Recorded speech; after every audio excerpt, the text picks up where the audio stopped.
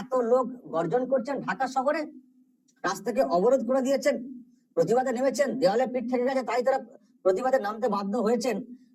দেখছেন আর কত ভয়ে ঘরে ঢুকে বসে থাকবো, এটা আর টিকতে পারবো না। এবার তো আমাদেরকে তো লড়তে হবে। মানে সহজ নাকি একটা দেশ ছেড়ে চলে যাওয়াটা কি সহজ? আমাদের এখান থেকে হয়তো বলা হচ্ছে যে আপনারা এলে আমাদেরকে থাকার জায়গা দেবো, কিন্তু এটাও কি সহজ নাকি? বাড়ি ঘর জমি জায়গা সব ছেড়ে চলে আসা সহজ? অনেকে বলছেন যে কেন চলে যাবো, এটাও তো আমাদের দেশ। আমরা কোনো সহানুভূতি চাই না, আমরা অধিকার চাই। দেশে বৈষম্য কেন হবে? আমরা রক্ষা করবো, আমরা রক্ষা করবো, আর রক্ষা করার পরের কথা হামলাটা কেন হবে? আগে হামলা বন্ধ করুন তো। রক্ষা করবো করে সহানুভূতি দেখানোর চেষ্টা হচ্ছে। সহানুভূতি না, এদেশের নাগরিক আমরা, আমাদের অধিকার আছে। এই কথাই দাবিকে সামনে রেখে ব্যানার পোস্টার যারা সব মারা গেছেন তাদের সব ছবি টবি কোথাও কোথাও সব দিয়ে টিয়ে একেবারে প্রতিবাদে গর্জে উঠেছে ঢাকা শহর, বাংলাদেশের ঢাকা শহর। এবং আমি এটাও খবর নিচ্ছিলাম যাদের সঙ্গে আমার এখানে করছি, দেশের বিভিন্ন প্রান্তে এই ধরনের বিক্ষোভ কর্মসূচি দেখানো হচ্ছে। আমরা রাস্তাতে নামতে বাধ্য হয়েছি। এইভাবে চলা যায়? বাড়িতে এসে লুটপাট হচ্ছে, আগুন লাগিয়ে দেওয়া হচ্ছে, বাচ্চাদের সামনে এইসব ঘটনা ঘটছে, মহিলাদের উপরে মানে অত্যাচার করা হচ্ছে, মন্দির ভেঙে দেওয়া হচ্ছে। কাহাতাক সহ্য করা যায়? 5 তারিখ থেকে যে শুরু হয়েছে, থামার নাম নেই, থামার নাম নেই।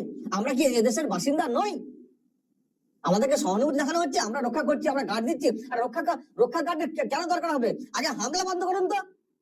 যারা হামলা করছে তাদেরকে আপনারা ধরছেন না, তাদের বিরুদ্ধে কোনো ব্যবস্থা নিচ্ছেন না। আমরা রক্ষা করছি, আমরা গার্ড দিচ্ছি, আমরা মন্দির গার্ড দিচ্ছি, এসব ন্যাকামো ছাড়ুন। এইসব সহানুভূতির কোনো প্রয়োজন নেই। হামলা বন্ধ করুন, আমাদের অধিকারটা দিন। হয়েছে, খুব বিক্ষোভ হয়েছে। তার মানে রাস্তাতে নামছেন সনাতনীরা, যারা ওখানে সংখ্যালঘু, তারা রাস্তাতে নামছেন নিজেদের অধিকারটাকে অর্জনের জন্য। তাই না? তারা কতটা কি পেরে উঠবেন, কতটা লড়াই তারা চালাতে পারবেন, যা চলে ওখানে তাদের যে কতটা কি তারা করতে পারবেন আমরা জানি না, কিন্তু তারা রাস্তাতে নেমেছেন। আর নামা ছাড়া কোনো উপায় নেই, রাস্তাতে নামা ছাড়া এই মুহূর্তে আর কোনো উপায় নেই। যা চলছে আপনারা তো দেখছেন।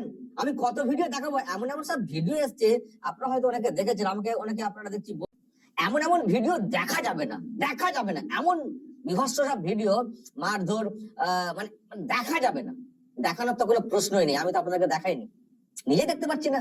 বাংলাদেশ শুনলেই আগে একটু মানে প্লে করে দেখি, যেই আমাকে মানে বন্ধ করতে হচ্ছে। মানে এইরকম সেন্সিটিভ সব ভিডিও, মনে হয় ওইসব দেখে যে মানুষ আছেন না, কারা ওরা?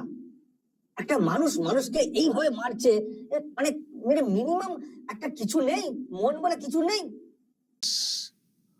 দেখা যায় না, আমি দেখছি অনেকে এই দেশে ভারতে চলে আসতে চাইছেন।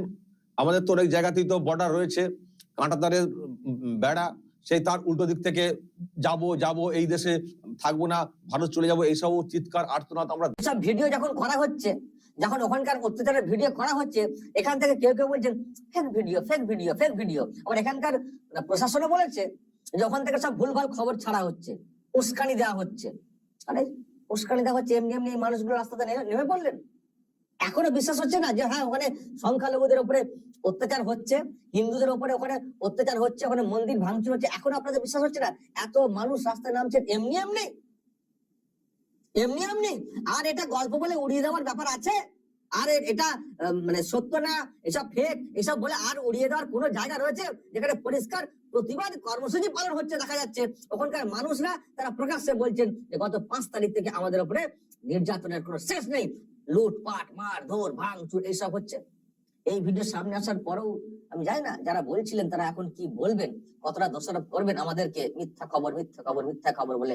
আজকে আমরা যদি এইখান থেকে এইভাবে প্রকাশ না করতাম, আমার তো মনে হয় না যারা এই প্রতিবাদ কর্মসূচি পালন করছেন তারা এটাও করতে পারতেন বলে। কারণ আমরা কি চাইছি, অ্যালার্ট করছি। আমরা এইসব তুলে ধরার মাধ্যমে আমরা বাংলাদেশের সরকারেরও দৃষ্টি আকর্ষণ করছি যে আমাদের নজরে আসছে, আমরা দেখতে পাচ্ছি, আপনারা দেখতে পাচ্ছেন না? মানে ওখানে এইভাবে নির্যাতন হয়েছে।